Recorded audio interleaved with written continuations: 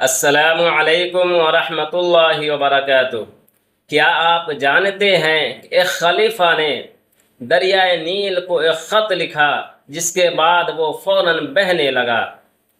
اسلامی تاریخ میں آتا ہے کہ جب مصر فتح ہوا تو اس وقت لوگوں نے شکایت کی کہ دریائے نیل ہر سال تب تک ہی بہتا ہے جب تک اس میں ایک لڑکی کو قربان کیا جائے۔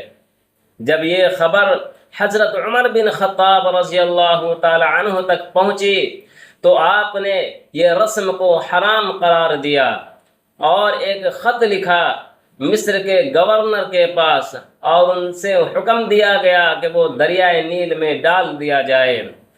اس خط میں یہ لکھا تھا، اے دریائے نیل، تو اپنے اختیار سے اپنے مرضی سے بہتا ہے تو ہمیں تیری کوئی ضرورت نہیں ہے، اور اگر تو اللہ کی مرضی سے بہتا ہے تو ہم اللہ سے دعا کرتے ہیں کہ تو جاری ہو جائے۔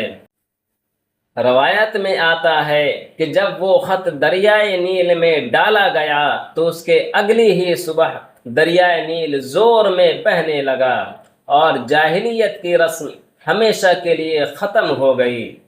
یہ تھی اسلام کی وہ طاقت جس نے ظلم اور جاہلیت کی رسموں کو ختم کر دیا۔